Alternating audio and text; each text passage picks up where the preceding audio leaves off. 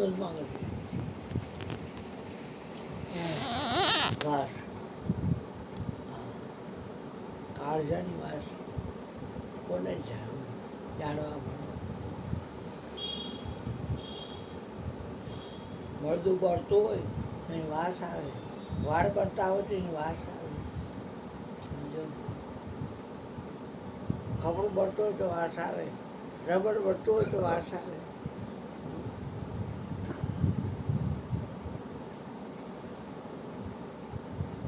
હૃદયમાં ચીજ પડી છે અણતોલી, જોઈકા વગરની. ક્યાં હશે જોઈકા ચીજ? તો આમ કીધું, હૃદયમાં ચીજ પડી છે અણતોલી,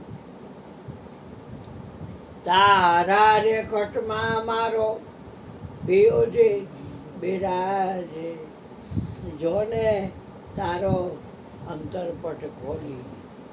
હૃદયમાં ચીજ પડી છે અણતોલી, જોઈ ખા વગરની ચીજ. આ તો તમે અગ્નિશંકા થાય ને સવા છે માટી જ થાય. આ જોઈ ખા વગરની ચીજ.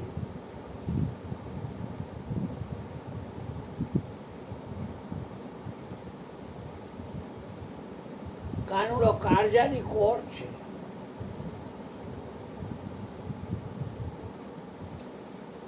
પ્રભુને પેટમાં દુખો આવ્યું, કાળજું માનવ કેરું મંગાવ્યું. સોદાસ આપ્યું તો એ પ્રભુએ એને છાતીએ લગાવ્યું. અમે ઠેબરે હતા અહીંથી પૂરો કરી સત્સંગ 11 વાગે, અને અહીંયા વસાવડા ડૉક્ટર, ઓશોના સંન્યાસીઓ, રાજપરા વાળા બધા બચોદા, ચોથા કાકા, લક્ષ્મણ ભગત, ભરવાડિયા ભગત બધા આવ્યા હોય. અને અમે જાય એટલે આમ જગ્યા હોય, અહીંયા બેઠા હોય, આમ બેઠા હોય, વચ્ચે બેઠા હોય, અને આ ખાટલો હોય એમાં દેવ બાપુ બેઠો હોય. પછી ઊભો થઈ અને અહીંયા માથું નાખે, આ માથું નાખે અને પેટે કાઢી. ભરત રામના જંગલમાં ગયો, રામને ભરત બે ભેટ્યા.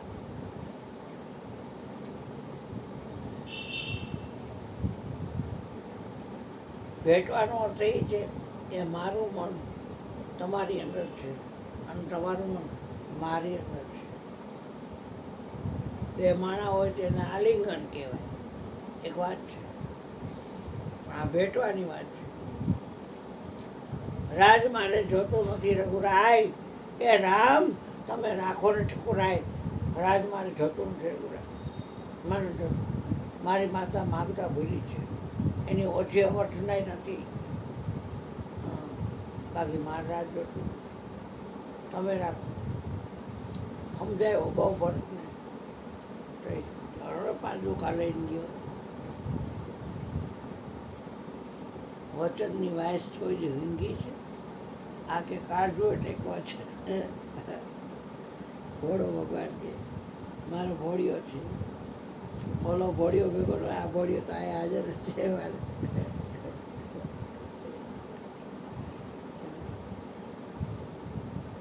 જેવી છાપ પાડે એવી પડ્યા બાળક બોલે.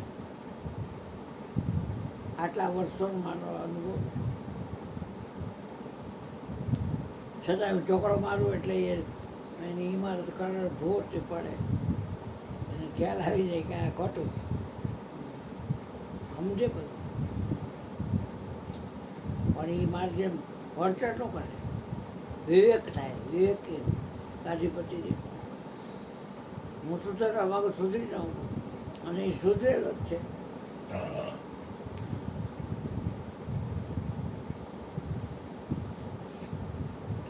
તો ગગન છે ગુંજા સબ લેખે, દ્વાદશ અંગુલ ભરી જે પીએ, એ નવી સૃષ્ટિને ઘડે. વિશ્વામિત્રએ નવી સૃષ્ટિ બનાવી.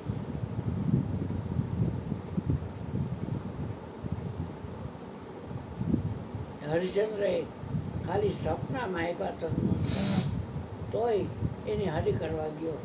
સતને છોડાવવા વિશ્વામિત્રે વેચાવ્યા.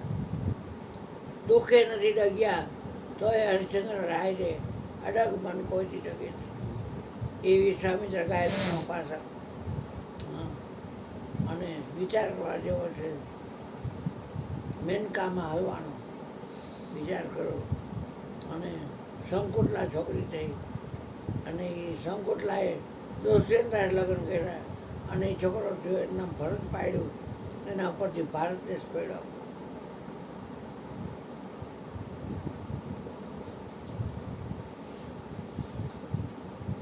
અલજીબ એ હાડકું નાશ પામતું નથી.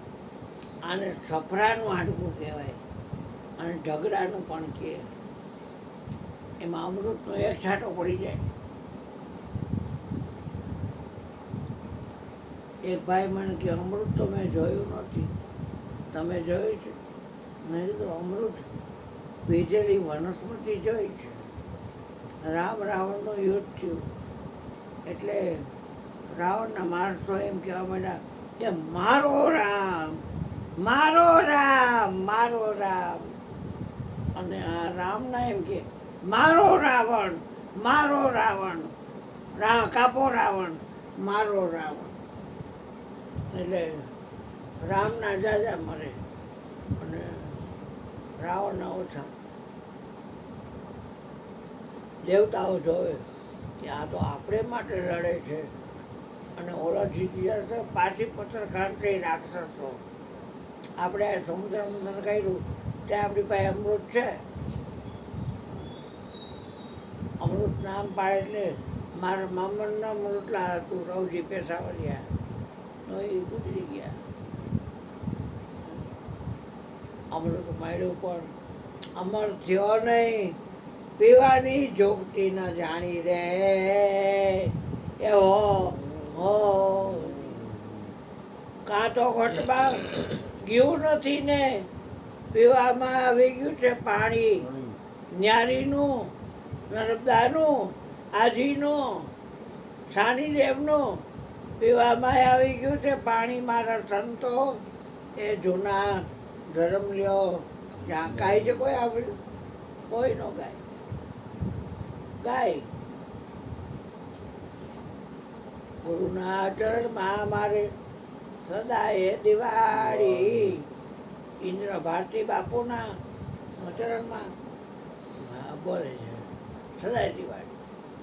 કોઈ દી ન મળે. આ ભજન ગાય છે બધા બોલું ન ગાય. જૂના ભજન બધા રહી ગયા. કાંક હોય નહીં કોઈ ભાઈ સ્ટોક. ફરી હમણાં કાળું રામ છે ને એ આ મેઘપુર ઝાલાની ચોપડી એના હાથમાં એવી લાગે છે. એમનો મેં કાળું છે એટલે એ કાળુંની વાત વધારે કરે.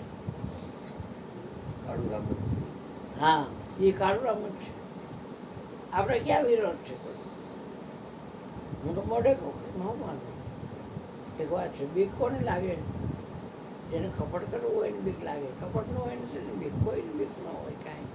જેમ છે પણ રજૂ થવું જ બધી વાત ક્યાં નહીં. અને મુદ્દા આમાં સાંભળવા મળે કે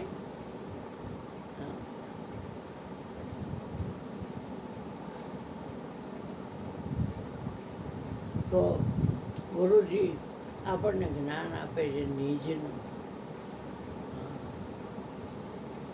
નિજ આપણું પોતાનું જ્ઞાન. અને આપણે ઉદ્દેશ્ય દુઃખી થવા તો સુખ દુઃખ જગતના લોકોને હોય, આપણે શું કામ હોય? આપણે આઠે પર આનંદ. જ્યારે જોવો ત્યારે આનંદ. શરીર તો ફેરફાર થવાનો ધર્મ મારી ચીજ છે. એમાં ફેરફાર એટલે 11:30 ડંકો વાગ્યો. હા કાંઈ વાંધો નહીં. જેમ તમે કહો એમ. પણ મારી વાણીને વિરામ આપું છું.